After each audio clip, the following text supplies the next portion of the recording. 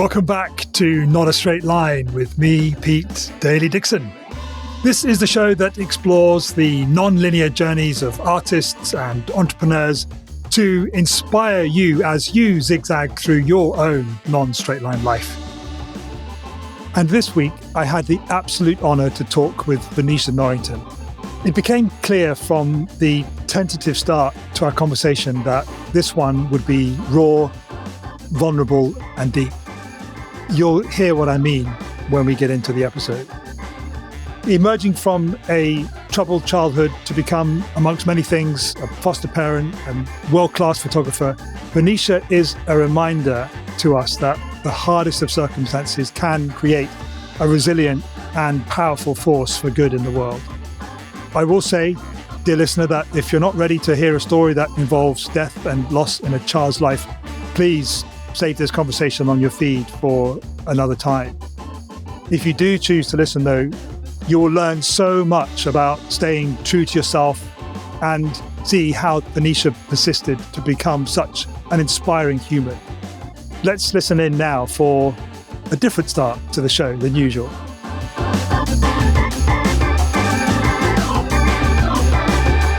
How do you feel? It's really weird. I was like, I haven't really thought about it until this morning, and then I was like, oh my God. And then I got your message and I was like, I read the question and I was in a cafe just trying to get some space, and I was like, oh no, I can feel the tears already. Oh, Jesus Christ, we haven't even started. Only just because I think, it started again.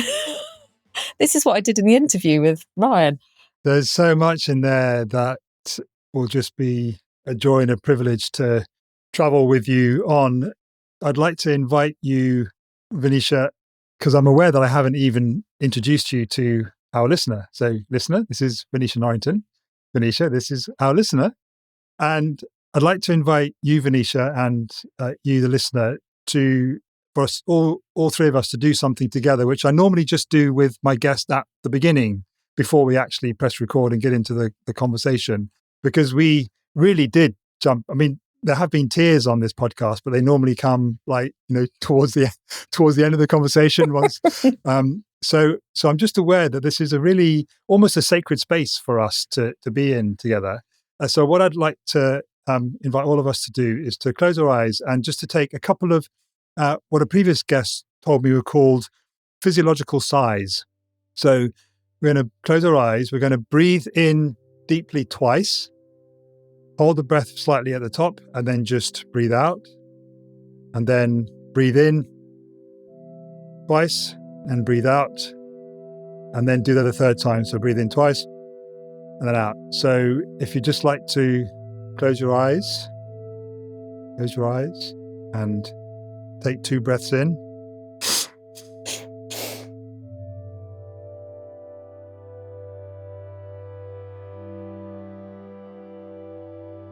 And again.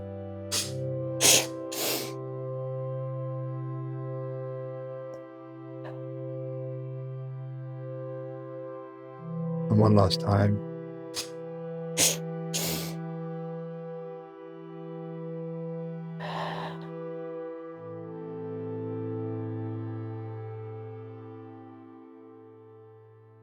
Venetia Norrington, welcome to the Not a Straight Line podcast. Thank you. It's lovely to have you here with me. We met very briefly on a networking call a couple of months ago. There was something in you and your LinkedIn profile that kind of my antennas kind of picked up, and I connected with you and you said, no, I don't do podcasts. Go away. I know. Sorry. No, but we got on a short call, 20 minutes, half an hour. And we got on really well, and you trusted me to break your podcast cherry, so to speak. But it's a privilege and an honor to do that. But this isn't an interview. This is a conversation between friends. And what happened right at the very beginning is kind of testament to that you're showing up here with a vulnerability and an openness, which is exactly what the Not a Straight Line podcast is all about. So we've got somewhere that we're going to come back to in an hour or so, I suspect, as the conversation unfolds. I'd really like to know a little more. I don't know anything about. I'd like to know about young Venetia, where she grew up, what she was excited in, what dreams she had for her life, what she longed for. What do you remember about your childhood? Young Venetia. So I grew up in Devon. I was the only child of slightly older parents. And as a result, my dad died when I was 4. Suddenly? Yeah, suddenly, heart attack. And I found him. Hold that thought. That tells you that's going to be very pivotal in my kind of my life, and would have had an impact that I never realised, like, only until I have been doing the work that I've been doing recently. Well, those are when, that's like your earliest memories around about that time. So your earliest memories are of death and loss and all of the things. Yeah. And my mum had a business. So they had several businesses. They had moved to Devon, years years ago they'd met, and he was a lot older than her, and then they've moved to Devon. And she had multiple businesses, no husband, no support, didn't live near family, etc., etc. And obviously a child to bring up. And I guess I hadn't ever realised, like, at the time, what an impact that would have made, not only for the day itself, because I found him, but, and, the coming hours and days and weeks and all that kind of thing. But I guess, for the rest of my life, and how my mum would have shown up or not, as the case may be. And, she clearly tried her best. And I think I was an only child because, my parents were older, all of my cousins and all of that kind of thing were older, because my mum was the youngest of her siblings. I only had one grandparent. So I think my kind of, and we also happened to live in the middle of nowhere. So we lived on a petrol station miles from anywhere. Literally, there was one house behind us, and then the next kind of village was like 3 or 4 miles away. So there was no playing in the street or any of that kind of thing. I also grew up on a petrol station. So my look out of my bedroom window was the forecourt with cars all coming and going and all of that kind of thing. It was what I now know. All of these things are normal, aren't they? All of the stuff to the children that I look after, their childhood is normal. Like, to me, it was normal to grow up in chaos. Like, you'd sit and eat your breakfast. It's all you know. And people would be coming in and out of your kitchen. And, people would come fill up with petrol and drive off without paying. And there would be like this huge, great kind of, unraveling of chaos around you. I remember recounting a tale once to someone of the day my mum ran into the lounge when I was about 7 years old and I was playing, and basically handed me a baby in a car seat covered in blood and glass and said, "Look after this, I'll be back," because the parents had a crash outside the front of the garage, because it was the main A30 to kind of from Cornwall to London. And there'd been a massive smash on it.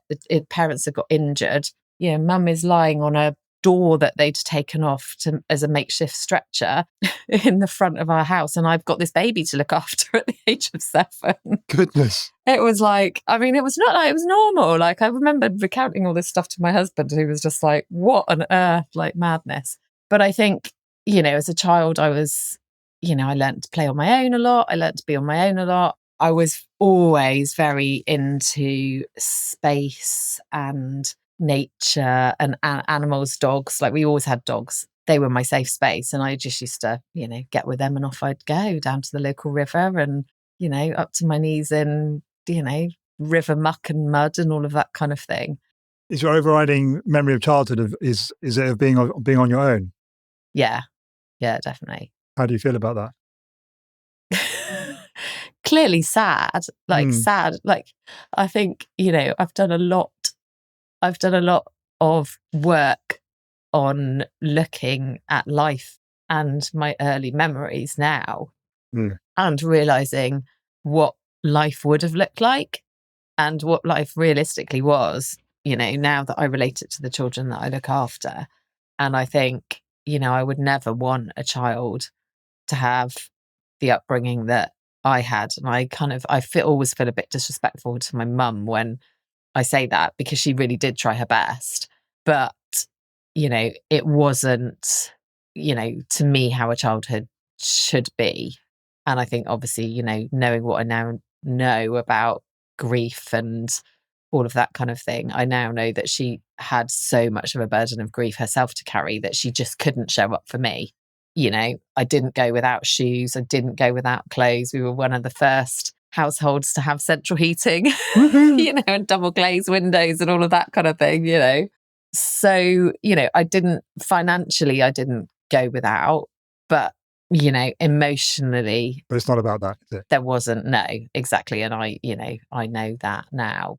What did make you happy as a child? Being outside, nature, space, animals, being free. And I think being alone almost felt safer. I think because there was so much overwhelm and so much noise and chaos, that actually just being on my own, it was like, okay, this is quite a safe space. And again, I don't know how much detail you want to go into on these, or how much I should go into, but it also left her kind of absence and her eye not being on what was happening for me also led for unsavory characters to come into my life at a very young age that shouldn't have been there and shouldn't have done the things that they did, which obviously, has been another layer of stuff to kind of unpack for me. I mean, you mentioned it very briefly right at the very beginning, and we'll just touch on it now and then go back to it. But you mentioned about the fostering work that you do. I mean, the childhood that you're describing, in your words, you say no one's childhood should be like that. However, on the other hand, it must give you an incredible sense of empathy and love, desire to help the children that you work with now. And perhaps you wouldn't be able to do the work you're doing now without that, would you say? Yeah, absolutely. I don't, I often think, it's almost easier for me to foster because I can relate. And I think having done the journey that I've done and found the people that I found, certainly in the last sort of 5 years in life, and been able to understand my own childhood and the impact that has had for my life and my behaviours and my choices, I now feel like it's almost easier for me to foster than someone who's had a really privileged life and just thinks that this is actually what they'll do. It's like a total admiration to anyone who fosters or adopts or, opens their heart and their lives to any children in need. But yeah, I'm almost like, well, kind of, I mean, I can't relate to everything. Like there's bits in our daughter's life that I can't relate to because that just didn't happen for me.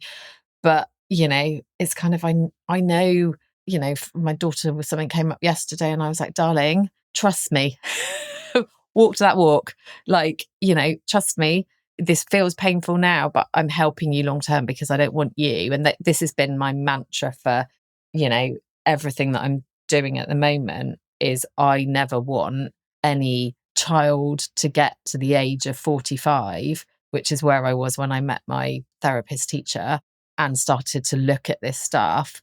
I don't want any child to get that far before they get help and before they get the people that they really need to help them unravel it, because it has held me back. It has affected me in relationships and work situations and all of those kinds of things. So yeah, definitely. I don't think I would be doing, it's like a calling. Like, I don't think I would be doing it. And I think it gives you quite a lot of, I've had some children who've been, you don't understand what it's like to have a hard life. And it's like, yeah, I do. Actually, do you know that my dad dropped down dead in front of me when I was 4 years old, and they've kind of stopped dead in their tracks and stopped trashing my house and gone, oh, You talked about a sense of calling there. I mean, there's certainly not anything that you would have recognised at 7 or 8 years old. What are your memories of school at that age? Was there any particular subjects that kind of lit you up? Any teachers that you remember? Yeah, I mean, school felt like quite a difficult.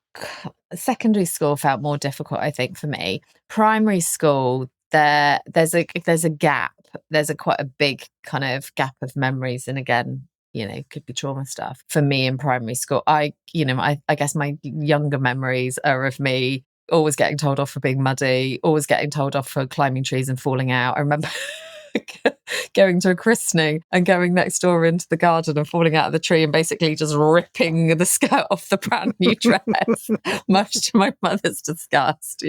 I was always playing football with the boys. I was always remember her coming home one day and she had a bath full of tadpoles because I'd basically gone and got them from the river.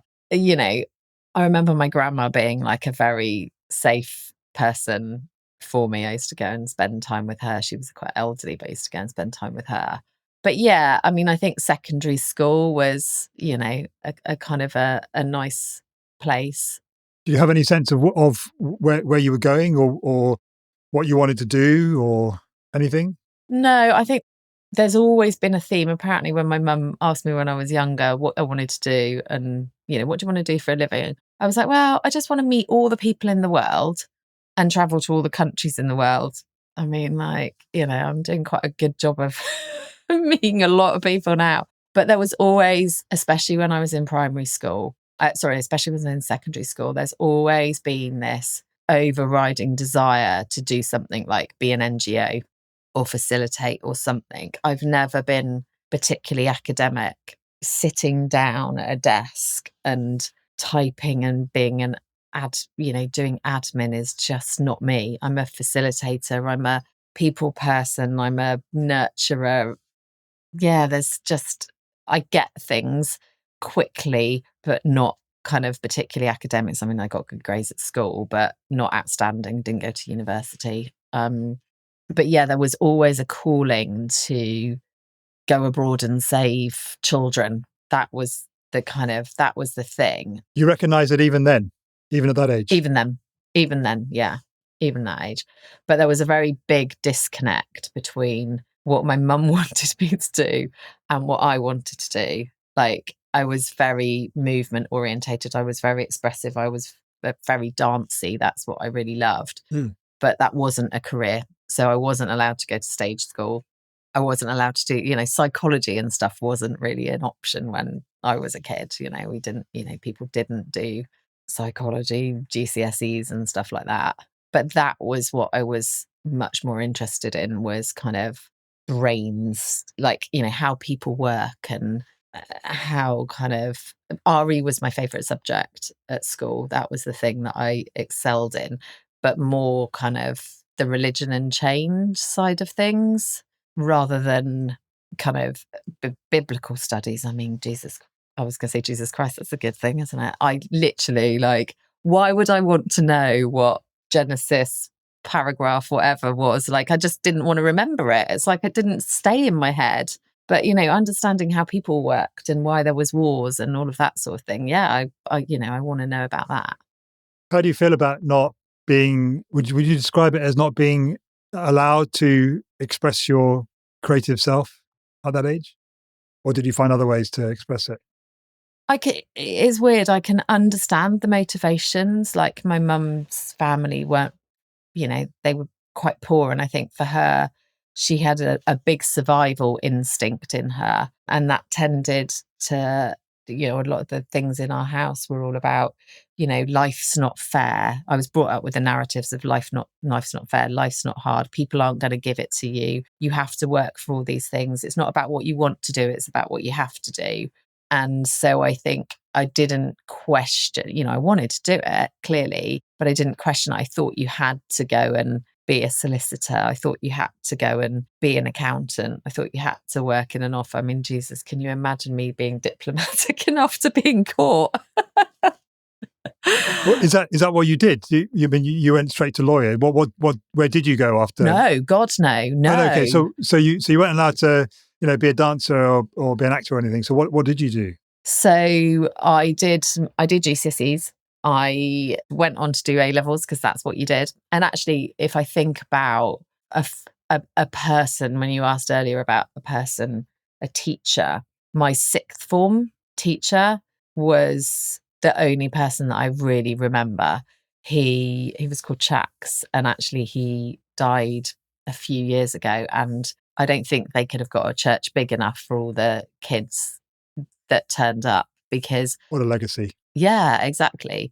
Like, he was probably the only person that I felt heard by.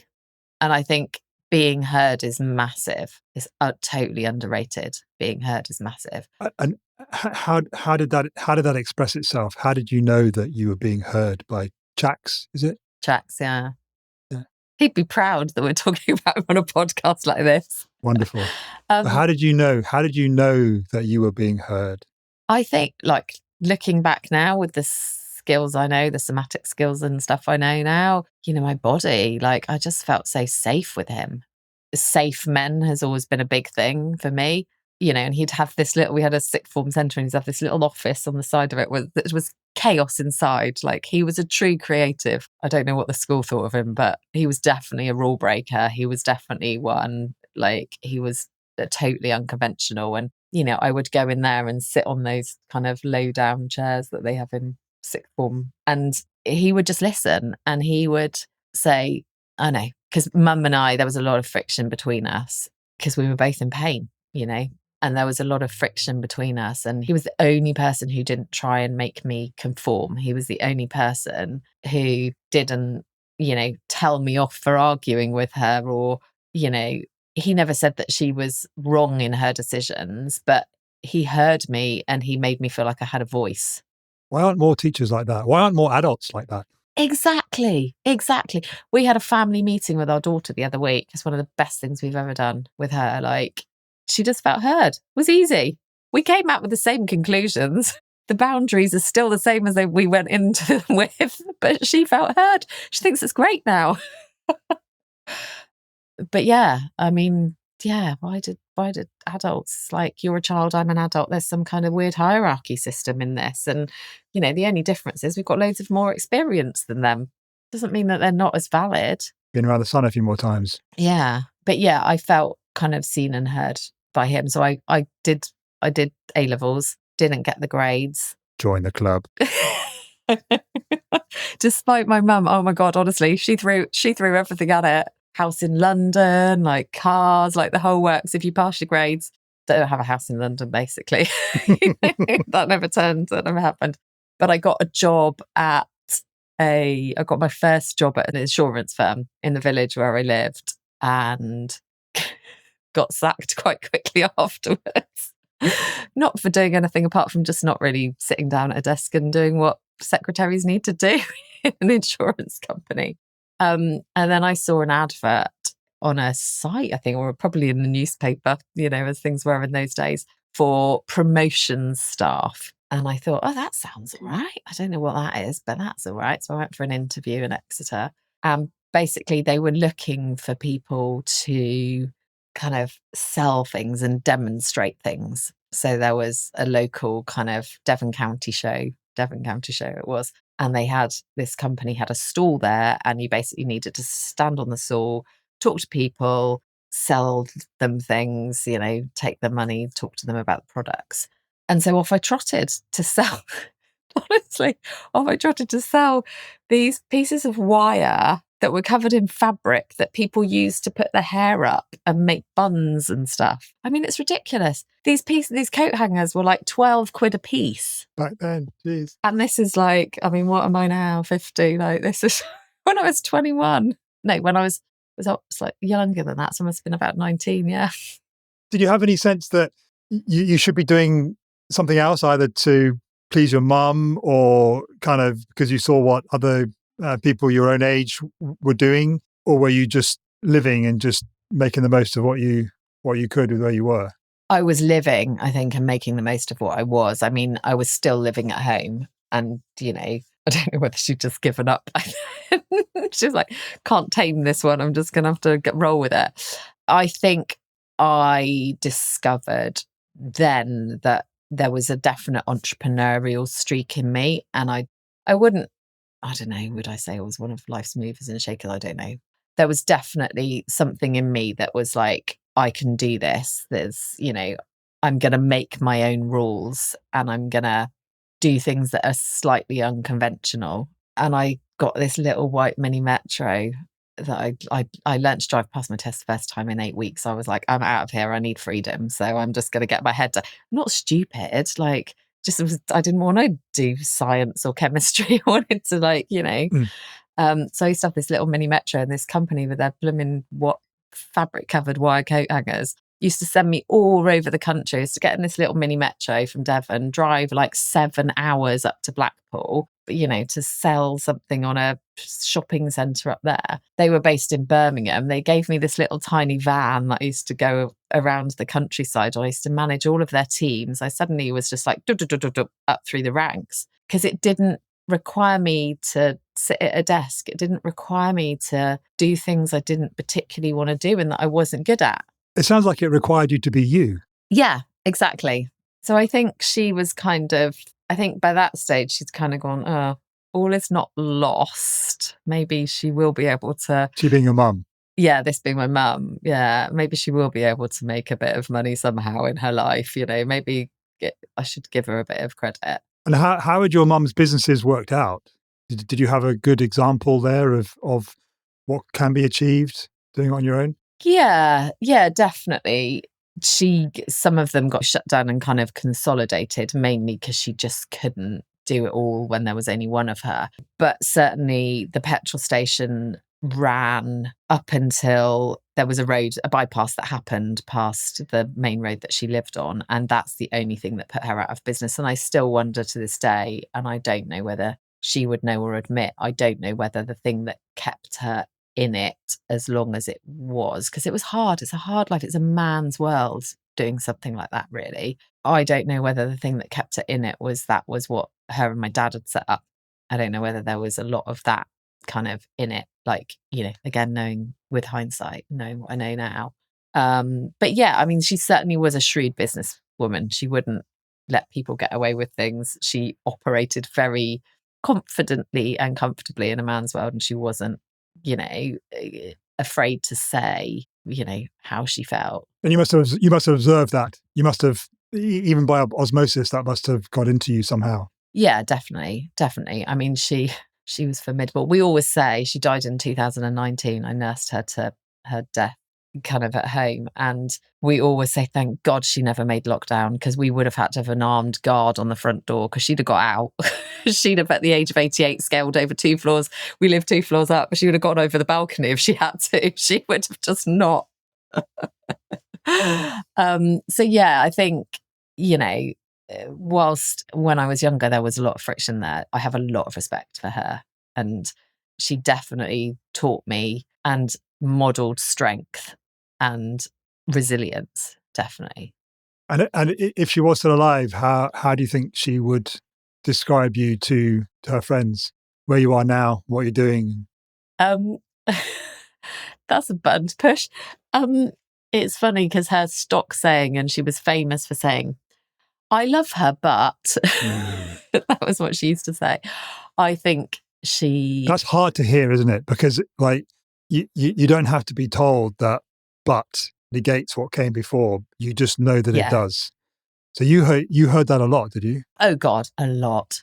A third party, or did you hear it? Oh, from her and third party. Okay. Yeah, I love you, but there was a very critical voice in our household, a very critical voice. And again, I know that this comes from a place of pain for her, and overwhelm. But yeah, there was a big voice of criticism, which again, I just, for most of it, just kind of rebelled off of it. But I think she'd definitely say she was proud. I often think my daughter's quite spirited, putting it politely.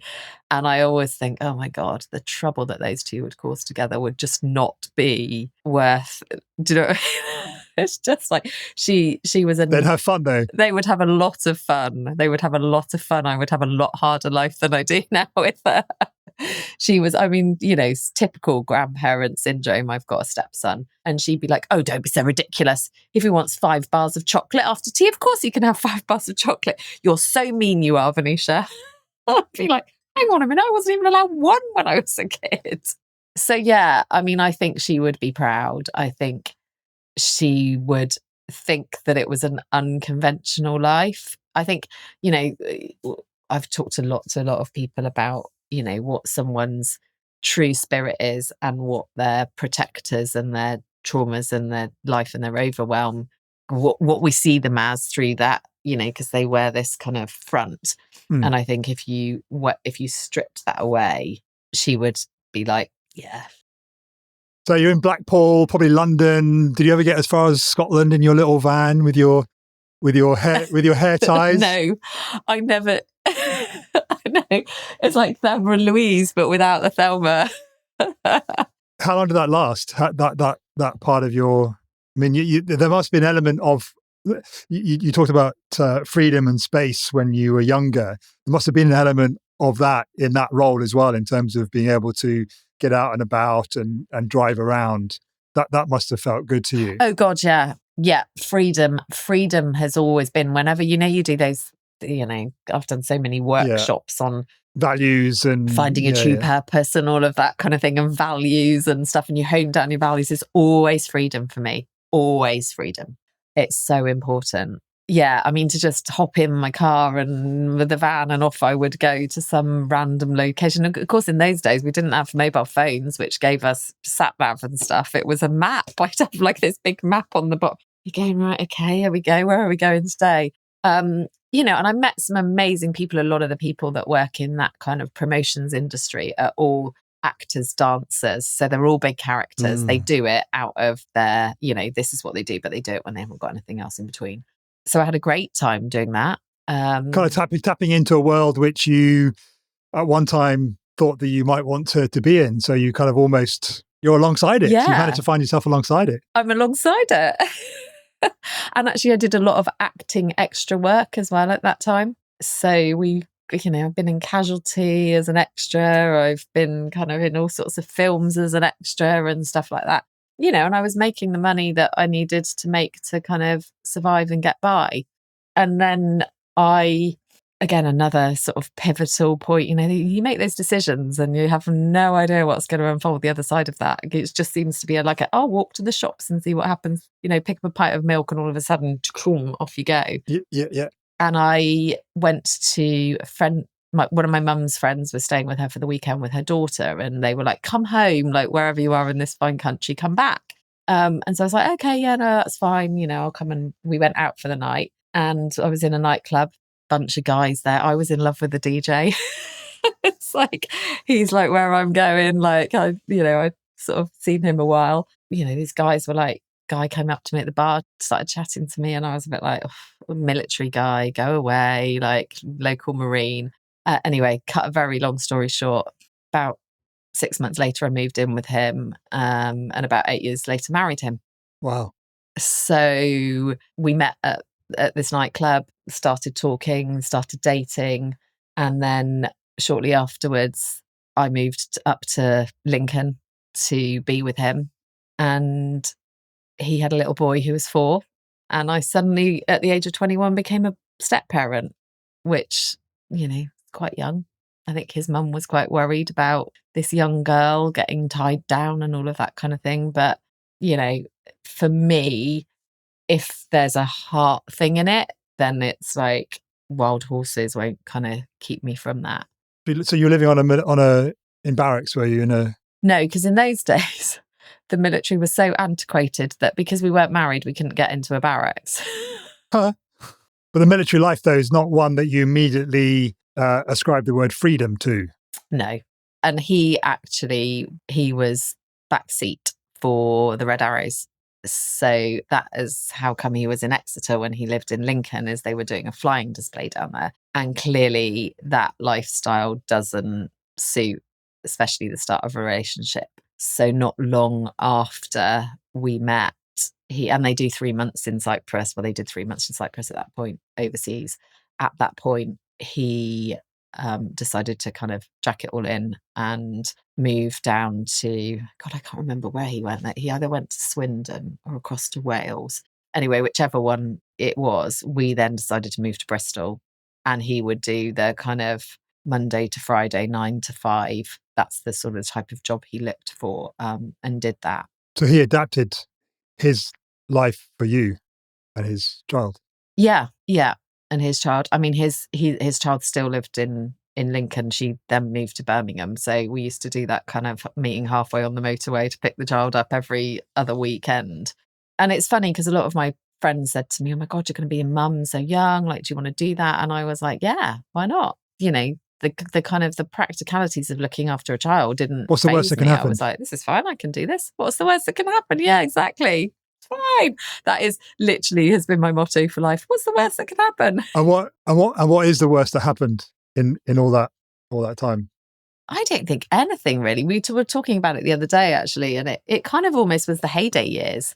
I think when you lose I often call it, you know, we sort of think about it as a spider's web of your support network. You know, I had mum's friends, mum, aunties, uncles, you know, all of that sort of thing. Grandma, well, she died when I was about 12, but, you know, certainly of that kind of in that age, it was almost the heyday. You know, we bought a house fairly young.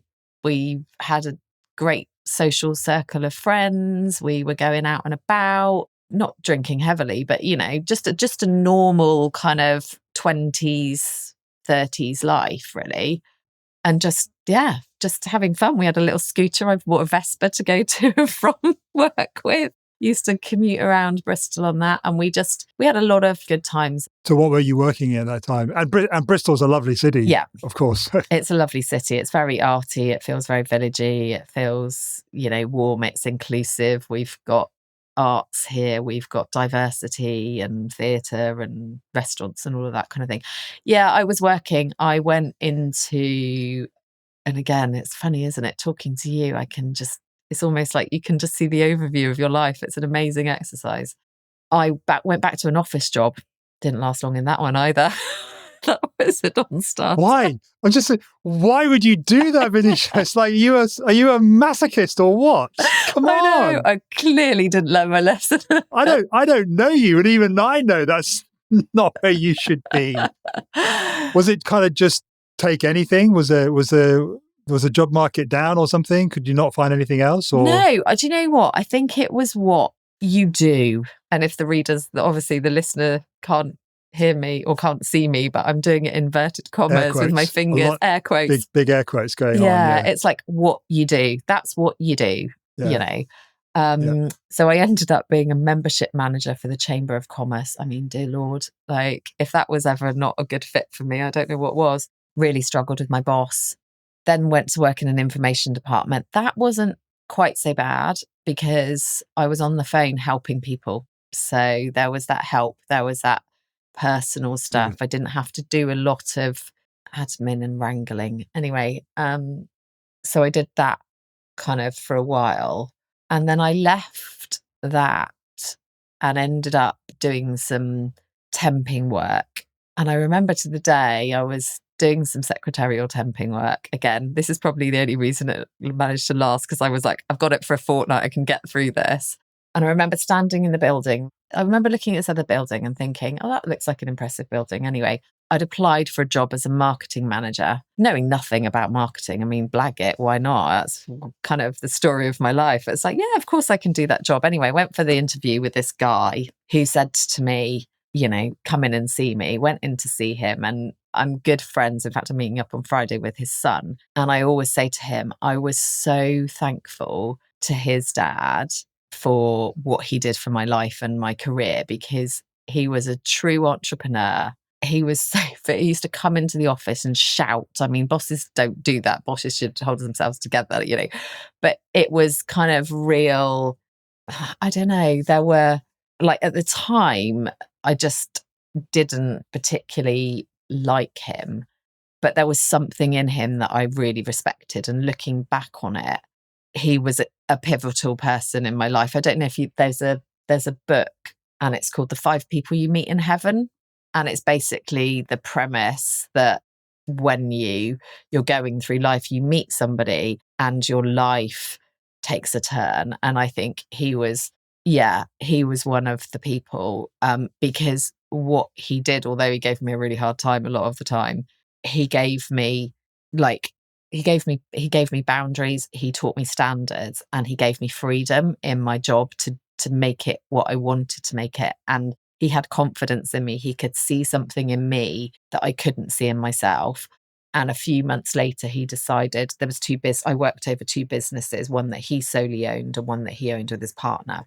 And he came out of the one with his partner and he basically handed over the design agency to me and his son and said, here, have a business.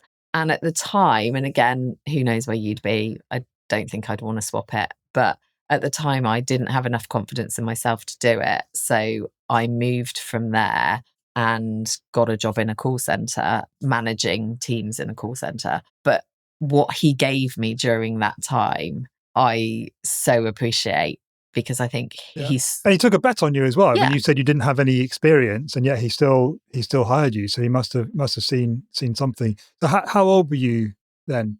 25. 25. Yeah, 25, 26.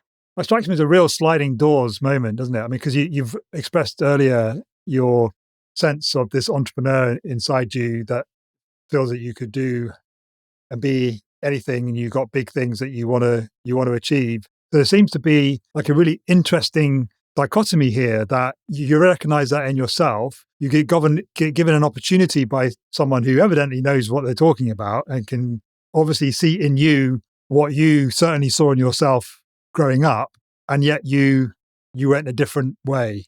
Yeah. Why? I think it for me, it's always been the kind of the sort of the battle of what my heart, what everything about me tells me to do, and what you should do. And what was your heart telling you to do when this entrepreneur basically offered to give you his business? My heart was telling me, like, and again, I don't know whether I'd be where I am today if I'd have taken that path, but I was like, wow, somebody's given me a business. I can run this. I could have this freedom. And I was like, oh no, I can't do that. I can't do that. I don't know enough about business. I don't know enough about this. I don't know enough about that. I can't do that. The irony, of course, that you were only there because you went for something that you didn't know how to do. You say you didn't know about marketing, and yet you went for it anyway. Yeah, exactly. So just this interesting kind of like devil and angel on the shoulder. Like one part of you goes for something, and then the other part of you, the other influences pull you back. Yeah, no, definitely. That's life, isn't it? That's the story. Well, certainly the story of my life. And I think, the only regrets I have in life are the things that I know that and again, have no regrets. You are where you are today. Like, are the times where I haven't listened to my gut. I didn't know how to listen to my gut. I mean, I was so shut down by trauma that I couldn't feel my body at all, let alone know what felt right and what felt wrong, But it led me to working call centers in management. And again, it was working with people whilst sitting me down at a desk. Not great. Trying to get me to do things kind of wasn't great. Like, I've never been one at kind of strategy long term. I have a gut feel of where I want to go, but I'm very much like in the moment.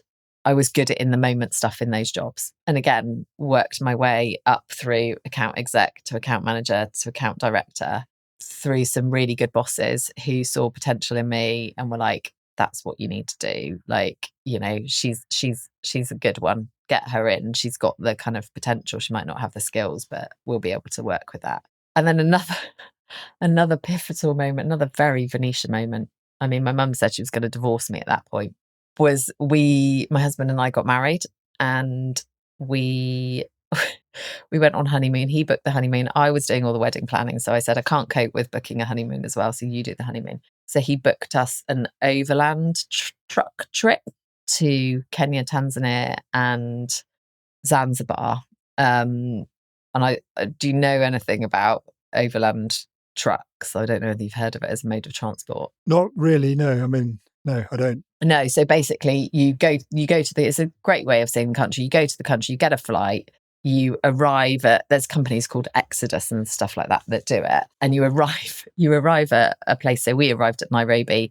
You meet up with a group of like 30 people and a driver and a guide and a cook or whatever. And then you get on this great big converted HGV, which has lockers underneath for all of your rucksack stuff. And off you go. I mean, freedom, it's like, it's my bag.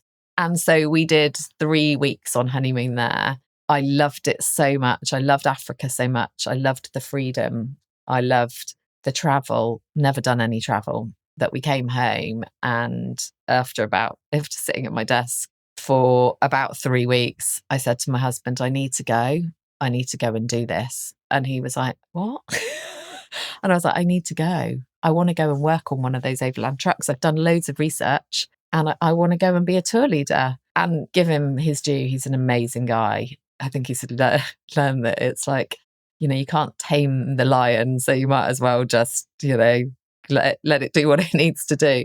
So he said, okay, off you go. I'll be here when you get back. Don't do anything that I'm not going to be doing. And I was like, okay. So I just got on the internet. Again, the best decisions are made when there's a passion behind it for me. So I got on the internet. And you were listening to your heart as well. When I'm listening to my heart, yeah. So I got on the internet, made a few phone calls, and a couple of places were like, no. Have you got an HTV? I was like, no. How long does it take to do one of those? And they were like, about 3 months. I was like, oh no, haven't got time for that.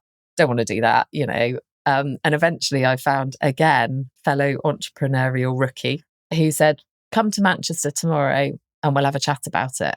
So I was currently working in the centre of Bristol. I'd set up the Sainsbury's to You home shopping delivery service with an account director in this call centre. And I said to her, I need a day off tomorrow. And she was like, what? I said, I need a day off tomorrow. I can't tell you what for. She was a great boss. She loved her travel herself. Can't tell you what for, but I'll speak to you next week. Off she let me go. Went up, met this guy in Manchester, and he said to me, okay, you seem all right. You don't seem like a mass murderer. This is his exact words. I don't think you're going to kill all my passengers. Here's 2 flights to Nairobi. You leave in a fortnight. And I was like, what? Okay, well, I need to give a month's notice at work. And he was like, do you want to do it or not? I was like, okay, fine. So went in on the Monday, said to my boss, really sorry, I'm giving you a fortnight's notice. I know it really should be 28 days, but sorry.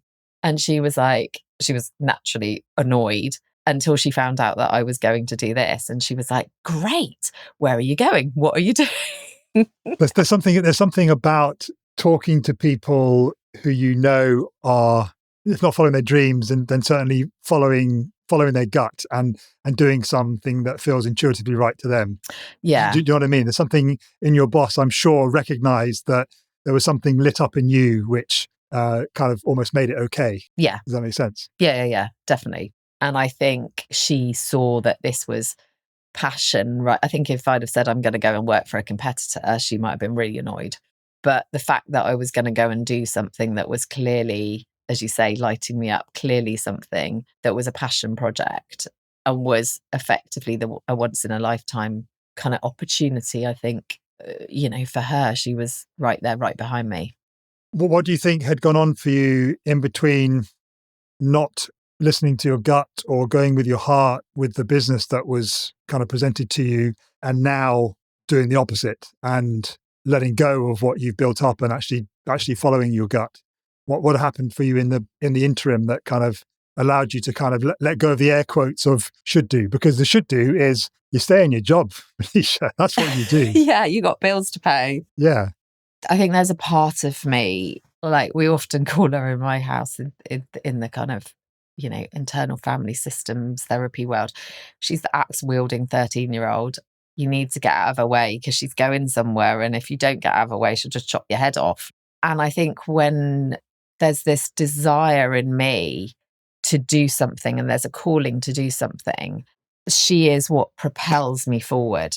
And, she's got to be tempered a little bit because she's not particularly diplomatic at times. But there's also another part of me that is very much, you do what, you conform. And I think it's that battle of who has the stronger voice. Does that make sense? And whether actually I can allow my true purpose and my true calling to come through. I think it's a confidence in your abilities, and it's a fear thing. What happens if I do this? Providing I don't let the fear come in, the decisions are always right. When they come from my gut and they come from like that calling, the decisions are always right. It's whether I second guess them. And if I second guess them, then that's when it's all sort of doomed. So how long were you on the trucks for? I did 6 months. And yeah, it was weird. I think now feeling much more secure and settled and okay with myself, I probably would have done a lot longer. But yeah, I did 6 months and I had some incredible adventures. I mean, Jesus, talk about having to think on your feet, What's one that comes to mind, are the most dramatic, or what's a story that you can tell me and the listener about what happened during that time? I think I think there were two that were really like, oh my God, what am I going to do now? There was one where I got woken up in the middle of the night when I was on the shores of Lake Malawi on the Tanzanian side by somebody hammering down my door because one of the passengers had been in the bar dancing till quite late with a load of the other passengers and had been bitten by a poisonous spider. And I had to get them to hospital now. I don't even know where the local hospital is, like, let alone anything else. Oh, and there was a malaria incident as well. That was quite fun. So again, sat in the bar in Zambia. They'd all gone out kind of Vic Falls, whitewater rafting and stuff. And literally one of them came running into the bar screaming my name and said, come quickly with me. And as I got out to the taxi, they were carrying one of the passengers who was unconscious, who basically had come down with malaria and was severely ill. And I had to get her to hospital and stay with her. And, I'm in this hospital with people around me with legs and arms falling off and blood everywhere. And, I know that HGV is really rife in that country. And I've got to make sure that the needles that they're sticking in her arms are clean. And yeah, I've always said I'm good in crisis. I can do A&E kind of jobs. But I think the worst was my driver came down with malaria mid-trip, and he was like, I can't keep driving. I'm just going to have to pull over on the side of the road. And so we had to pull over on the side of the road into a lay-by and pitch a tent in basically a rocky car park with 30 passengers. And then he had to get taken off to hospital by one of the other trucks that was passing. I had to put him and then I had to get a truck to come with a new driver and get all of the passengers to the next stop. I thought you were going to say, so you got into the driver's seat and... No. At one well, I did. I'll never forget. I managed to, we got into this car park and pulled over on the side of the road into this car park. And I was like, how on earth am I going to pitch 30 tents here?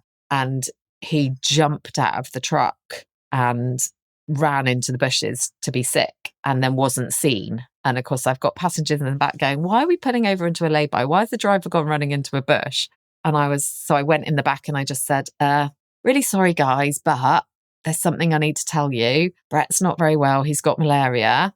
I don't know what we're going to do, but we are going to sleep here for the night. That's all I know. And I'll work the rest of it out and I'll come back to you. And then he'd left the truck running. So I had to turn the truck off. Well, I kind of climbed up. I mean, and I'm only 5'4" anyway. I mean, by the getting into the truck was a challenge in itself. I climbed up into the truck in this seat and I was like looking at this dashboard going, how do you turn this thing off? Going, I don't know. So I pressed a few buttons and did a few levers and this truck suddenly started jumping forwards. And I was like, Jesus, that's obviously not the right one. Luckily, one of the passengers knew something about HGVs and came up and was like, get out, I can do this for you. But, I mean, one of the themes that's coming through for me is your creativity being expressed in different ways. And I know one of the ways it's expressed now is through photography. When did that start to become an interest? Has that always been there? Yeah, I mean, I think, again, I've always loved photographs. I've always loved, I guess, possibly growing up without a father and without a kind of generations before me. I always loved looking at photographs and imagining what that time was like and what was going on for those people. I often sit on the buses and think, where do you live? Like the doctor was taking my blood the other day and I was like, what's your home life like? Where do you live? What are your kids like? What does your bedroom look like? Do you know what I mean? Just weird stuff. And I think photography really can transport people. And I think also there is a big thing for me about documenting history. And I know when I was doing my mum's funeral, I think we managed to scrape together 96 images from her entire life. And I think it's really important for people to exist in images because, I look back through, we've got a drawer in the bedroom of all the old family photographs, and it's like, wow, like I didn't even know this person. Like, what were they like? What was their personality like? And so I'd always loved photography. And then again, another pivot, another zag. I was working for an agency in Bath as an account manager. Big job, working for the MD again. Somebody saw potential in me, was like, here, have £6 million budget to spend a year, off you go, work with our design team. And I went to bed one night at home, turned over in bed, and went, oh God, I feel really dizzy. I was very stressed at the time, very stressed. And I laid there in bed and my husband was downstairs watching a movie. And I looked up at the ceiling and I was like, God, this is really weird. This is like I was drunk. It's like proper like room spinning. So I thought, right, I need to get out of bed and tell him that I don't feel very well. So I put my legs over the edge of the bed, stood up, fell over, smacked my head on the chimney breast wall, fell to the floor, made such a sound. He came crushing, running back upstairs to find out what was going on, put me back in bed and said, just don't try and get up. It'll be fine. It'll be gone in the morning. Hadn't had a drink. I lasted 2.5 years like that. Couldn't walk, couldn't drive, had to go downstairs on my bottom all the time. Couldn't make myself a cup of tea because when you're that dizzy, your perception goes. So you can't understand where the kettle is in relation to the coffee cup. You can't understand. He remembers classically sending me to the post box, which is about 4 houses away, and watching me walk back from the post box, not be able to work out space and just go over next door's wall because I couldn't work out anything. After ear, nose and throat specialists and heart specialists and all sorts of things through the NHS, I found an amazing chiropractor who worked out that there are fluids that run up and down your spinal cord. And if you get particularly stressed, your shoulders can get very tight and they can slightly misalign bones in your neck and your back. And that's what happened to me. And during the course of this, because I couldn't leave the house, I couldn't do anything, watching telly made me feel sick. My husband, for my 30th birthday, bought me a camera, a digital SLR, and said, maybe you can just take some pictures. You've always loved photography. Maybe you can take some pictures. So I used to crawl out into the garden, sit in the garden, take pictures of the cat and the flowers and all of that kind of thing. And then slowly but surely, with said chiropractor's help, I managed to get back on my feet again. And in the meantime, a lot of my friends were getting married at that time of year that time of my life. And so I started taking pictures at their weddings and was like, oh my God, I love this. Another heart-led decision. And it's quite funny because in the wedding industry, you call them like Uncle Bobs, air quotes. They're the people who are so passionate about photography and they are always wanting to talk to you and wanting to kind of get, how do I do this? What's this setting on my camera do? And all of that sort of thing. And I was that person. And I remember one crucial wedding. So I had a friend who was a photographer, a really good friend who was a photographer. And I was like, guess what, Nick? Like, I've got a camera, like I've got an SLR. And he was like, oh, right, okay. And those were in the days of film. And he chatted to me about it and stuff. And he encouraged me. And I, taught me about it because I was like, what's this ISO thing on a film? Like I knew nothing, literally. And so he helped me with some of the basics and said, right, get yourself a little notebook, set your camera settings, and then write down in your notebook, like frame 1, and then what your settings are. And then you'll start to learn about, if you change the settings, what happens to the picture. And he was like, set up a dark room. And I was like, dark room, smart room. There's no way I'm doing that. That requires patience and sitting. I'm not doing that. And so I just started taking pictures at friends' weddings. I went to this one particular wedding and there was a really lovely photographer there called Courtney. I can remember his name to this day. And he lived half of his life in Kenya, 6 months of the year in Kenya, 6 months of the year at home photographing weddings. And I was like, I'll do that. That sounds like a great plan to me. And by this point, I was back at work. The agency that I worked for at the time, who were Bath based, huge shout out to the Real Adventure, great name, hey, because they had been so good with me through my balance issues, and I was on part-time with them. A few people had seen my photographs. So they were like, what have you done this weekend? And I was like, oh, I went to like a friend's wedding and I took lots of pictures. And they were like, oh, great. Okay. And I would show them because, I was enthusiastic and excited, and I'd show them and they were like, oh, these are great. And then again, zag, one of my husband's friends said to me, that they were getting married. And I said, what about a photographer? Again, like just the ballsy part of me pushing me forward. And he said, oh, we're not going to have one. We can't afford it. And I said, oh, I'll do it for you. And he was like, okay, you're on. Oh my God, honestly, I've got the pictures for posterity because I cut off all the feet. But they weren't paying you, so... They weren't paying me, exactly. So there we go. You get what you pay for. That's what I tell my clients.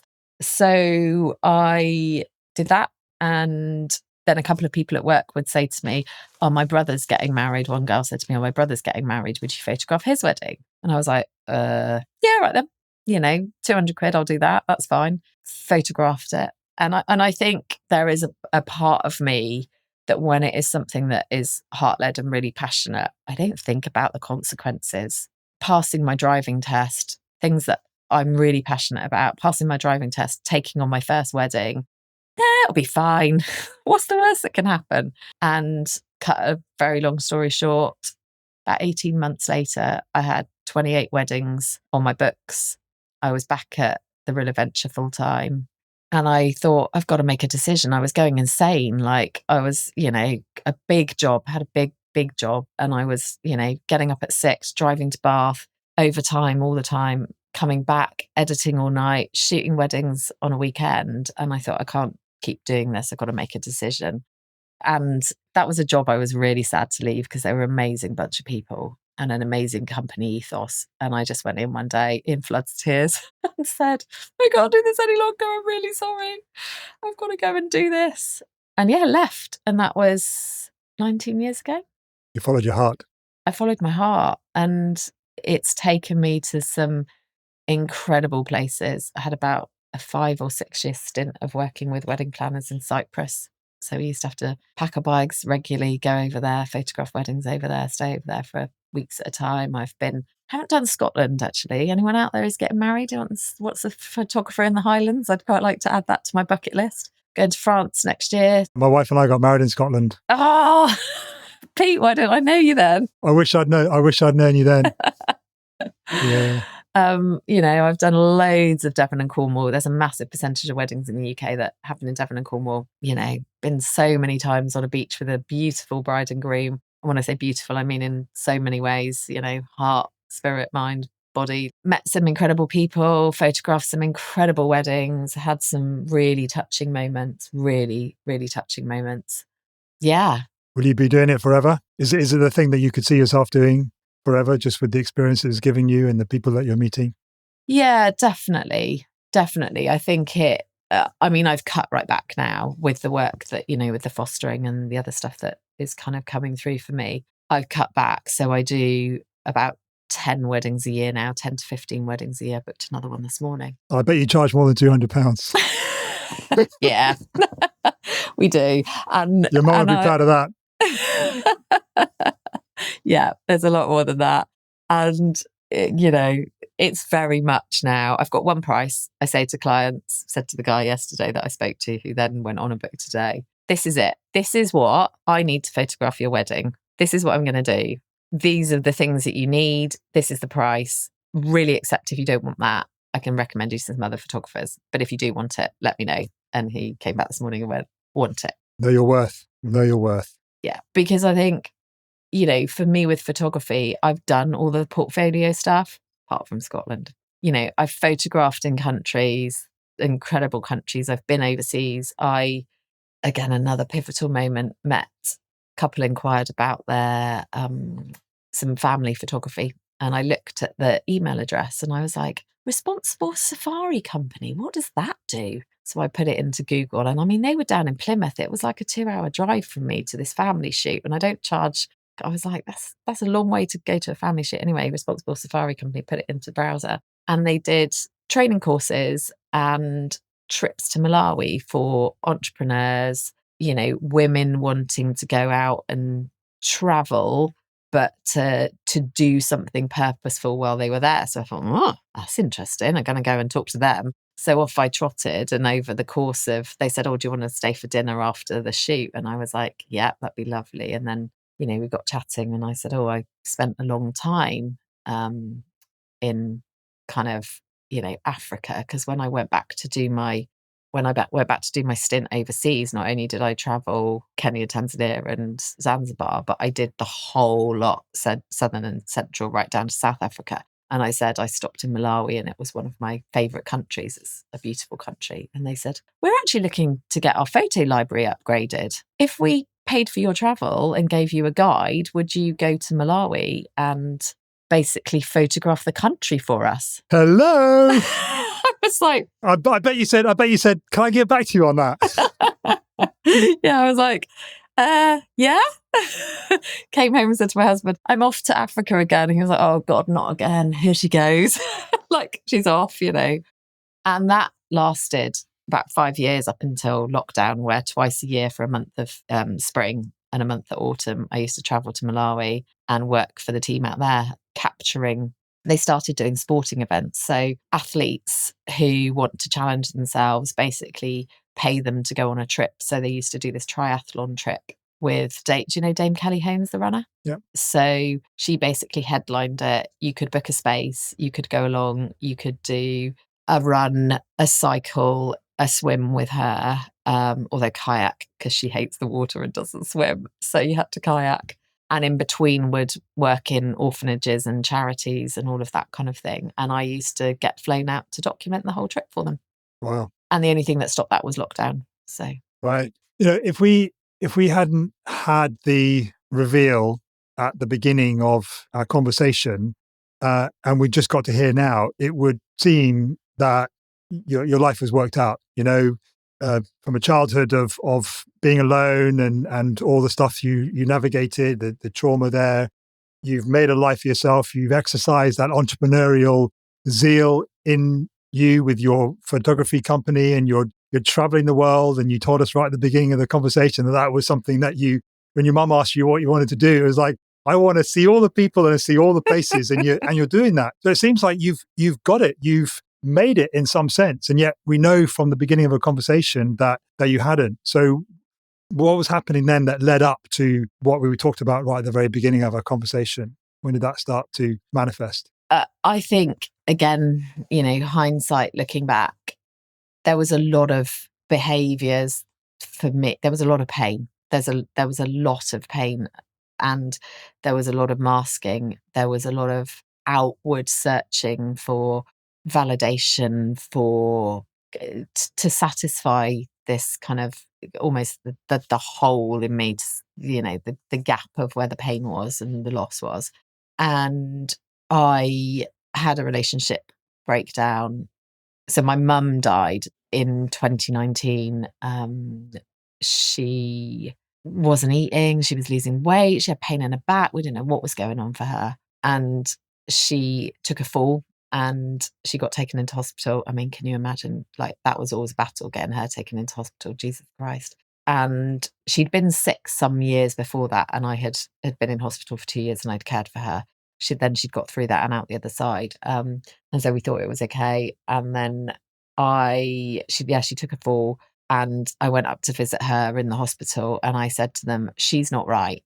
On the Monday, I said, she's not right. She needs a scan. There's something going on with her stomach and her bowel. She's not eating. My mum she's not an eater. And so they said, oh, yeah. Bless the NHS, stretched, doctors, nurses doing their best. And I said, right, I'm going to sit in this hospital, and I'm going to sit by her bedside until you scan her. And I'm going to make a fuss every day, every minute of every day. So on Wednesday, after 2 days of me, they were like, oh, for goodness sake. So they sent her down for a scan. They came back and they said, I'm really sorry. She has got a tumour on her pancreas. Her liver is basically got a blood clot. And I was like, right, okay, so what are we going to do? Like, when you say tumour, what are you talking about? Is this cancer? Is this not? And they were like, yeah. I was like, well, chemotherapy, get it out, take it out, you know. And I was like, and the blood clot, can't you like give her blood thinners? And, you know, it's one of those moments I think that every person dreads. They just kind of were like, you need to sit down. And they were like, she's going to be dead by the weekend. And this was on Thursday. And I was like, Jesus, okay. So I thought, right, okay, we've got to do something. So that was Thursday morning. And they went and told her. And she, I think something steps in when someone gives you that news, because she was just like, I don't know what you're talking about. Clearly that something can be done. Anyway, she'd always said she wanted to die at home. So I said to them, we need to get her home. And they said, she is not capable of going home. There's no way you can get her home. It would take way too long to get everything in place. It's impossible. You need to just factor the fact that she's going to stay in hospital and die here. And we're going to give you a private room. And I was like, watch this space.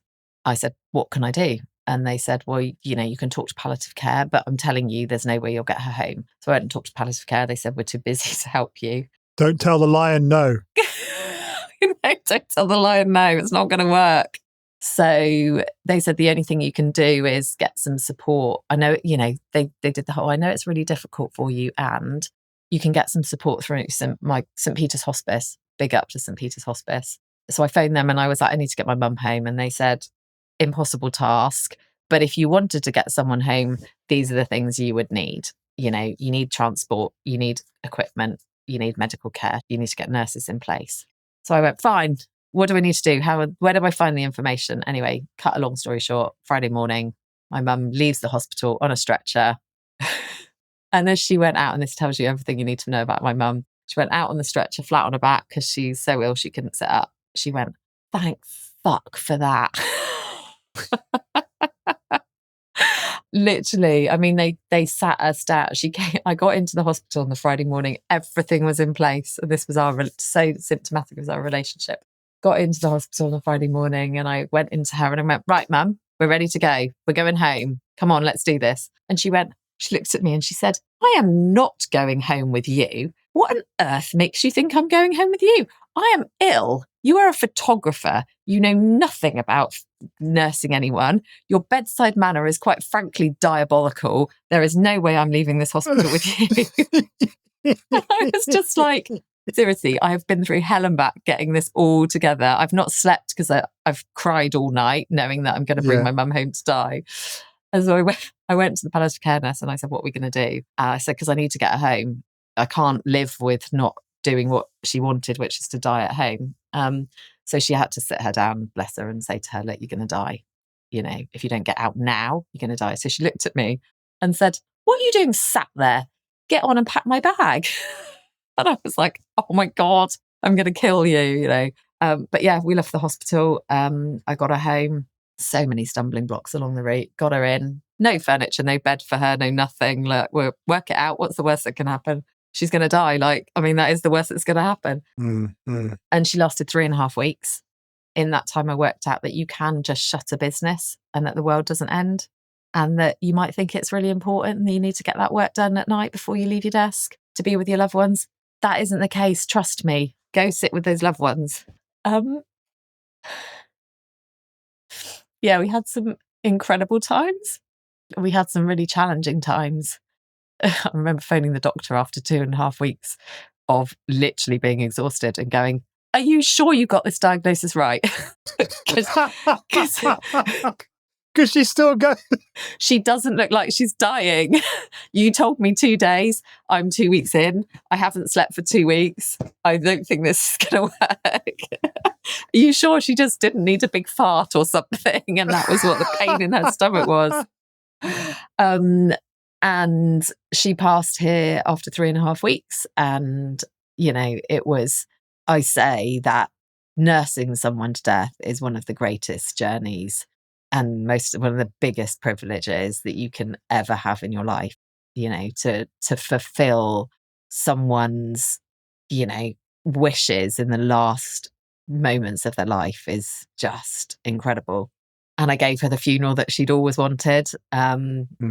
And, you know, felt such great pride in kind of doing that. Did you leave anything unsaid? I mean, there is loads that has unsaid.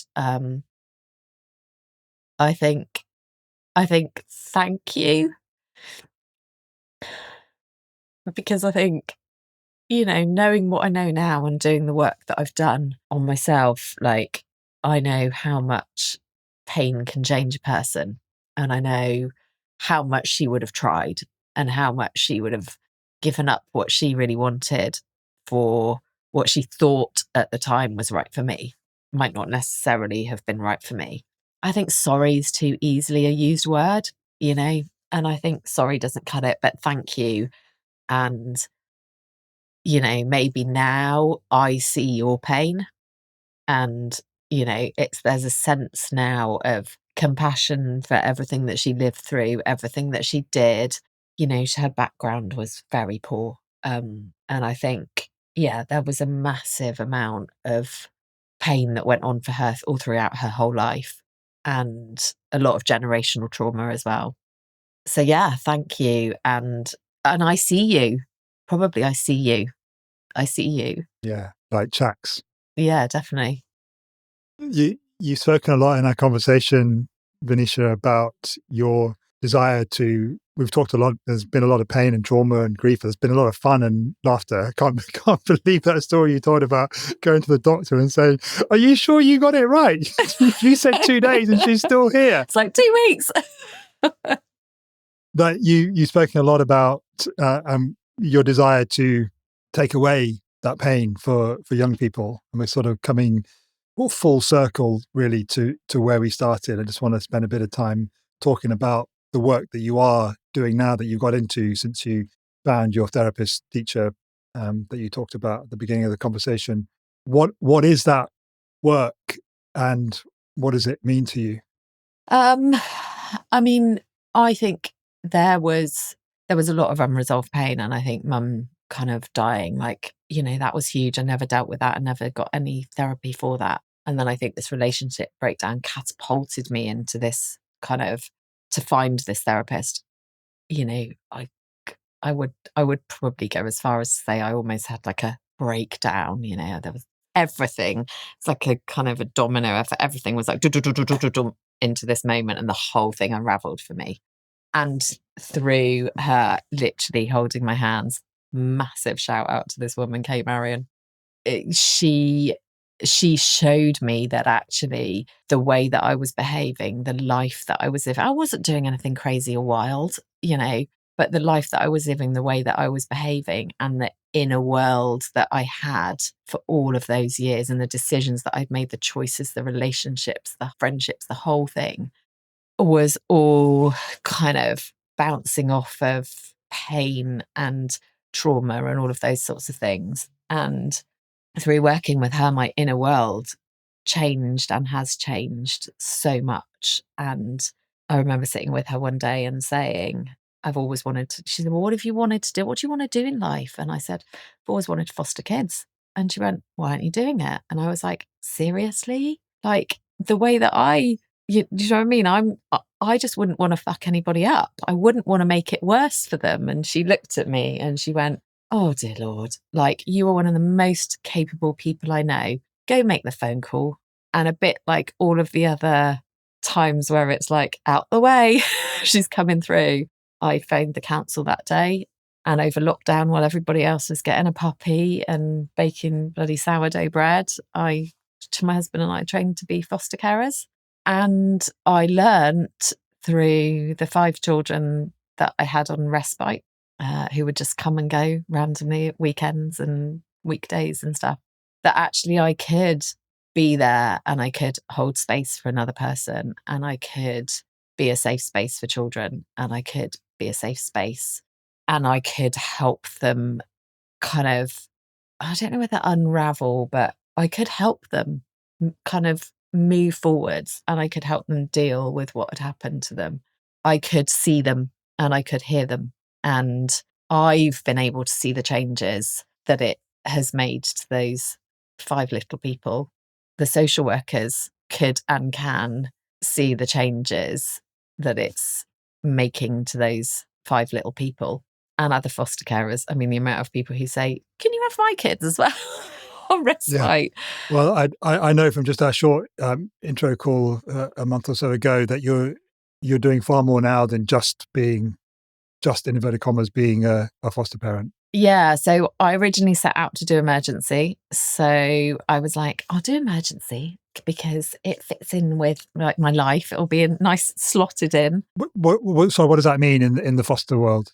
Emergency is basically when a child, there's something happens at home, say there's a domestic violence incident or whatever, and a foster carer, the children get taken away by the police or somebody usually, and they go to an emergency placement carer. So you are the sharp end, you are the A&E of it all. And you basically get this child at 3:00 in the morning and you have to be ready all hours of the day and night. You take the child, you keep them for a few days until a stable foster caring family who can do short-term or long-term is found for them, or they get back to the parents. So that's what I originally set out to do, because then it would fit in with the business and the nice plan. What I didn't anticipate was my heart taking over again in one of the first meetings. A week after we'd qualified, they came around and they said, we need to come and see you. So they came to us and said, we've got this young person, told us a little bit about them. At which point I cried and said, yes. And my husband was like, oh no, here we go again. We ended up doing respite, which respite is regular care for a child, either for a biological family, kinship carers, which are people like grandparents, or other foster carers. And you become like another stable adult, like an auntie and uncle. So I ended up doing that. And again, cut a long story short, I now have a daughter full-time who just so happened to be the first young person they brought to us on respite. According to her, she's going to live with us till she's 33 now. So we're a full-time carer, but over the process of all of this, the social workers spotted that something that we were doing, and I'm not saying it's different to all foster carers, but there was something in what we were doing that was really helping these children. And I get social workers that phone now and say, got this problem with this child. What do you think we should do? Like, how do you think that foster carers could help them? And my mentor therapist is always that kind of backstop. If I can't support and know the answers, I can go to them to help. And then this thing popped up on the network saying, skills training. Is there any foster carers out there who've got particular skills who want to come in and teach them to other foster carers? So again, I was like, yeah, it's almost like it's happened before I've even had time to think about it. My heart's just like, yeah, it's right. So I put my name forward, and then about a week beforehand thought, what on earth have I done? A bit like this podcast, really. Like, what on earth have I done? I don't want to do it. Just say yes. What's the worst that can happen? Exactly. Just say yes. What's the worst that could happen?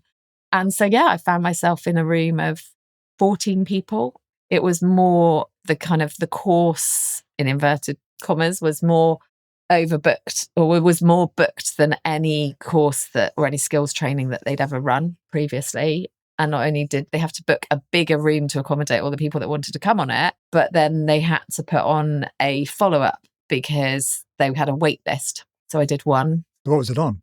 The blend of kind of therapy, I term it loosely, that I do, the blend of work I do with my particular person is a blend of internal family systems and somatic work. And it's a very unique blend. It's kind of been handed down sort of 3 generations. It's not related to either of those kind of things, because internal family systems is a very big brand and there's a lot of copywriting associated with them. But it's just a particular way of being with people. And it's the premise that through the things that happen to us over our lifetime, we create these protectors and we create these little kind of characters. And these characters are are what people see in the world, so Venetia's the adrenaline junkie, or Venetia's the fierce outspoken one, or axe wielding mass murderer, or she's the scared one, or she's the quiet. It's those labels that people give you and those things that you feel you need to do in order to fit in with society. And often what happens in society is that, and with children, especially looked after children, have incredibly strong protectors because they've had to survive. And often everyone has protectors in some way, whether they've got them under check or they've not got them under check. And a lot of the time in life, protectors are meeting protectors, and that's what's happening in the lives of looked after children. And if you can recognize that and have your own protectors, then hopefully your true self is meeting a child's protector. And also you can see through that protector to the person like underneath. And also somatics. So, I know. What is that? I know what that means, but the listener might not. What do you mean by that? So your body is like a constant feedback system of what is going on. So like this morning was a prime example. I wake up this morning and I know in my body where I feel anxiety. And so I'm like, oh my God, I've got to talk to Pete. And I can feel, it's those butterflies in your stomach. It's that lump in your throat that you get, when you want to say something, but you're not. Yeah. I was talking to someone yesterday and they said that someone I know quite well, and for a long time now, they've been like a state of anxiety. And I learned to say, where do you feel it in your body? And they pointed straight away to their stomach. And we talked for a little bit, and it wasn't too long before they leant forward, put their hands on their head, and they started crying. And I thought, well, there's something going on. I'm not qualified to, not a therapist. I'm here for you. And I held their arm and whatever. But I kind of almost wanted to have more tools, if you like. I wanted to be able to, there's obviously something going on. His body's telling him something. So what would you have done if you had been there? I think, again, like sitting next to someone and listening to them and hearing them is massive. And, almost kind of reflecting them back. I mean, there are techniques, like quite often if my brain is going great guns, either putting my hand on my own forehead, or often I will say to my husband, put your hand on my forehead. Like when I'm in bed at night and I'm like, my brain is going, I can't sleep. Just rest your hand, put your hand really firmly on your forehead. And invariably it's like, what's the emotion in that? So what's the emotion in that? So for me, I feel it kind of under here. It's right under here. And it's, what does it feel like? What does that actually feel like? Or it's a swirling, or it's a hard rock, or it's a ball of fire. What is that emotion? What's that trying to tell you? For years, I think I questioned it. It's always the first thing that comes to mind. It's never, don't overthink it. Don't second guess. Don't second guess it, because it will take you down the wrong path. And so I think, children are amazing at this kind of thing. So, and again, whether it's biological children, looked after children, obviously there's an issue with touch and consent and that sort of thing. But, if you've got a child who's feeling really anxious and they've got, knots in their stomach or pain in their stomach, getting them to put their own hand on their stomach to support it. It's like saying to that part of you that is really anxious, I've got you, I'm here. So, you could put your hand on their stomach if they're happy to. I mean, sometimes it feels so weird for us all as adults to be doing this kind of thing. But, often kind of putting a hand on someone's stomach, often, if they're feeling it in their heart, putting your hand on their chest, just to support that part of them that's really struggling. And, we've done over the years with some of the children, the fight, flight, freeze, fawn kind of thing. Flight is a really common one. I mean, it's my go-to, children who are in flight and they're just so anxious. They just want to get away. We do a lot of shaky in our house. So it's like, come on, run your legs on the spot. Come on, run your legs on the spot, because your psyche, you're being triggered, whatever is happening right now is triggering the memory of a past incident. And all you want to do is get away. But right now, like as a 50-year-old, it's not really okay to run out of the podcast. So actually just paddling your feet and reminding your psyche that you can leave this situation, and then going, okay, I see you and I hear you, and I hear you wanting to run, and this is just Pete and it's okay. And we're just having a conversation. It's working with that sort of thing. Is that a succinct enough answer? Yeah. So it's a sort of a blend of the two. It's really what are traditional parenting techniques? How could we look to do this differently? What in the dynamic that you're having with the child is your stuff? What's their stuff? How could you help them? How can you get your child to kind of trust you? How can you get them to come up with their feeling and top tips? So, a few of the things we use, or a few of the things we kind of talk about, is using the word and rather than but. So, but is a very strong. That's particularly meaningful to you, of course. Yeah. But is no. It's a real hard stop. It's a no. Whereas and is inclusive. So, for instance, it works every time. So we do a lot in our house of, I really, if I said to someone, a child comes to you and they say, I want a bar of chocolate, I'm hungry. And I say, I know you want a bar of chocolate, but you're not having one.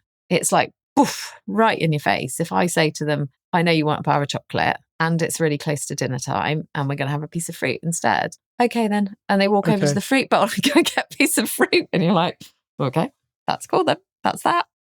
And I think a teddy bear. So children, it's a great technique for little kids. Put a teddy bear on the dining room table, just, leave it lying around. And then if you want to know how the child's feeling, just ask them. I mean, the children in my care range from very, very young, kind of toddler age through, what's Boris feeling today? Oh, Boris is looking a bit sad. Child's looking sad in the morning. Boris is looking a bit sad.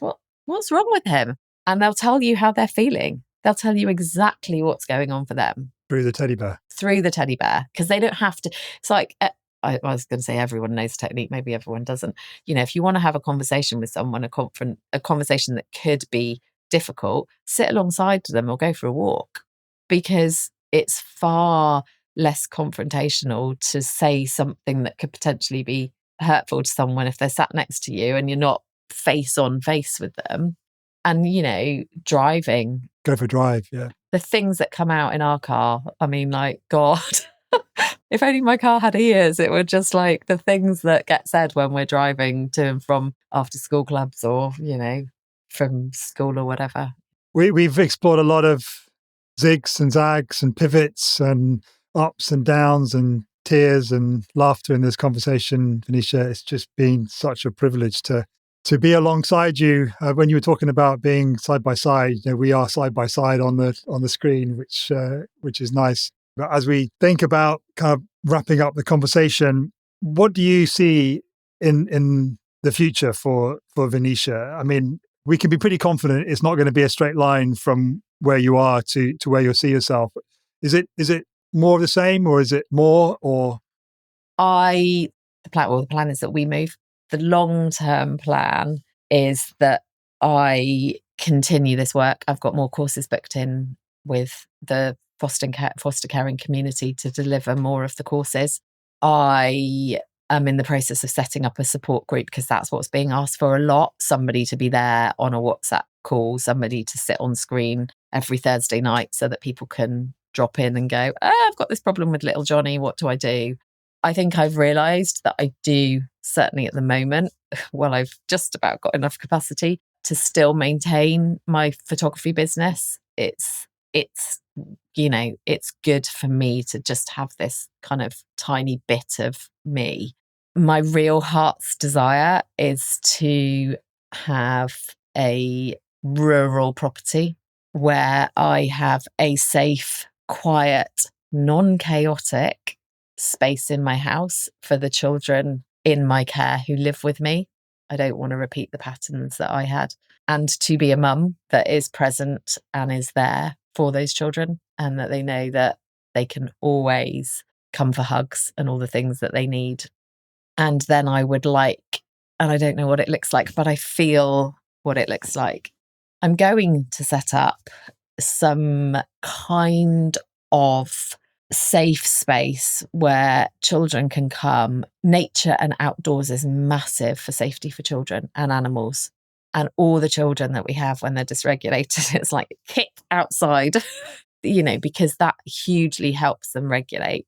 I want a safe space where they can come, they can be with safe adults, they can be seen, they can be heard, they can explore the outdoors, they can get their energy out. They can learn new skills. They can be exposed to things that traditionally they're not allowed to do, because it's dangerous, can't play with fire. And I know there'll be insurance company stuff to sort out in all of this. And that might be a stumbling, do you know what I mean? I know that there will be admin that'll have to do this. But ultimately, what's the worst that can happen, eh? Exactly. What's the worst that can happen? Maybe outdoor kitchens, kind of, where they can come, they can be around their friends, they can be seen, they can be heard, and their carers can come and have a safe space. So I see me having, I don't want to be a therapist. Like Kate says, you would go insane if you had to sit in a room and sit one-on-one with somebody all the time. That would be your idea of hell. Therapy comes in different forms, though. Yeah, exactly. Maybe there's an area where there's a kitchen and a lounge where they can just sit in there and have peace, knowing that their children are out there having fun with safe adults, having fun and working through some of their stuff. Is this one place, or do you see it at scale, so to speak, to use some entrepreneurial term? Do you see this as just one place, or do you see this as something which is needed for all the children in all the places? I mean, yeah, ideally. I think in an ideal world, I would, there'd be one in every city or one in every countryside near a city. I would love to think that it could be something that would be national, international. And there are a lot of people I've met, some incredible people, including you, over the years who have said, I'm there. When it's set up, let me know. I'm there like a shot. I'm going to volunteer. I'm going to help you. And I really feel that it's almost like a community thing. I feel that I've got this passion and I've got this drive and I've got this vision. And I almost see right now I'm working on creating almost like that spider's web of people around me that know about this world and who have the skills that can advise and support and help. But yeah, I mean, God, that would be amazing, wouldn't it? Is that the biggest way that I can help, and perhaps the listener can help, is finding you more people that would buy into the vision? How can we help you the most right now? I think, bearing in mind you could be talking to people all around the world who listen to this. I know, don't say that. I'll be on my flight mode out of it. It's just you and me, Pete. This is what it is. That's what you tell me. Now I'm giving you permission to ask for what you want. Ask for help. We're here. I think, in an ideal world, an investor would be great. Seriously, somebody who could come up with the funds to buy the place, to get it started. Whilst I do photography and whilst I love that part of my life, there is a part of me that has to continue to do that financially as well while this kind of gets set up, which obviously puts undue pressure and obviously kind of holds this process back slightly. And connections. Anyone who is in that world has a skill to offer that world, who wants to start a conversation. You never know, do you, where these conversations lead to, like we're sat here talking today. So someone hears this, heard what you just said, they want to connect with you, they want to talk to you. How do they do that? They could email me. So I can give you my email. You can put that on the bottom. Venetia Norrington @me.com. So Victor Echo November Echo Tango Indigo Alpha November Oscar Romeo Romeo Indigo November Golf Tango Oscar November @me.com. You've never said that before, have you? I've never said that before. You can't tell my husband's a pilot, can you? @me.com. How about, are you on Instagram? I'm on Instagram. They could get in touch via Instagram. I have Venetia Norrington on Instagram. It'll take you to my wedding account at the moment, but if they sent a message there, I would definitely get it. It's still me. And I'm on LinkedIn as Venetia Norrington. So yeah, if there's anyone out there with connections or anyone who has a passion for this kind of work and has shed loads of money and wants to invest it into stuff that's really actually going to make a difference to these kids and stop them from getting, taking all of this trauma and all of the implications that trauma takes through to their adulthood, then. Amazing. What a journey. Just in the last 2 hours, what a journey we've been on, and what a journey you've been on in your life and still to come. And I'm just delighted that our individual non-straight line journeys crossed at that online networking event, and just really excited to see where the journey's going to take us in the years to come. Yeah. So there is a question I ask all my guests at the end of chat, and that is, whose non-straight line journey would you like to know about? Who can I have a conversation with on your behalf, so to speak? So let's say you see a new episode of the podcast come down on your podcast app, and you see non-straight line journey with whose name is there? God, whose name is there? Do you know what? It's really that's an interesting one, because I don't, I guess most people go for a famous person, but I don't know whether there is anyone out there that I think, wow, them. Do you know what? I think there's a lot of family history. God, bloody hell! Right up until the last moment, I cried. There's a lot of family history. I'd like to know more about my mum. I'd like to have heard her internals, like what her life really felt like for her.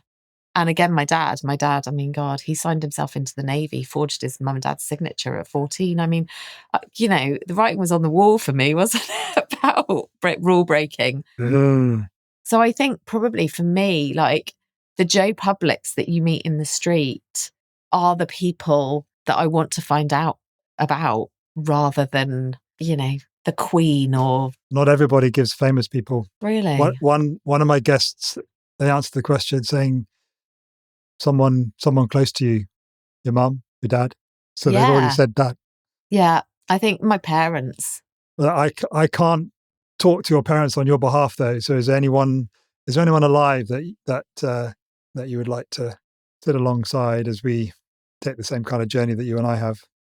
It's funny because I think therapist come teacher come mentor. I mean, I know bits of her story, but I would love to know more about her and what led her, because she's had such an influence in, she's helped me so immeasurably.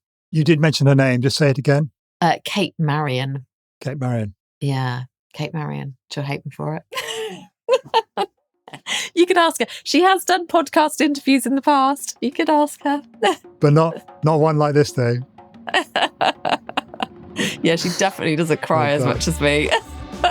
Thank you so much for sharing your non-straight line journey with us, Venetia. It's been a joy, a privilege, and a pleasure to chat with you. Thank you, Pete.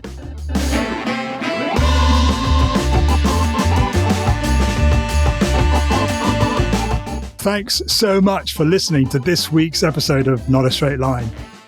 If this conversation helped to reorient your internal compass or inspired you in any way, please let us know by heading to podcast.notastraightline.life/rate and leave a rating and review. Thanks, as always, to Matthew Bliss of MB Podcast Services for his exquisite engineering of this episode. If you'd like him to help you with your podcast, contact details are in the show notes. And if you'd like to be a guest on the show, or there's someone whose non-straight line journey you'd just love to hear, then please visit podcast.notastraightline.life/guest. Thanks for being here with me, and I'll see you next week for another amazing, deep, inspiring non-straight line journey. Love you.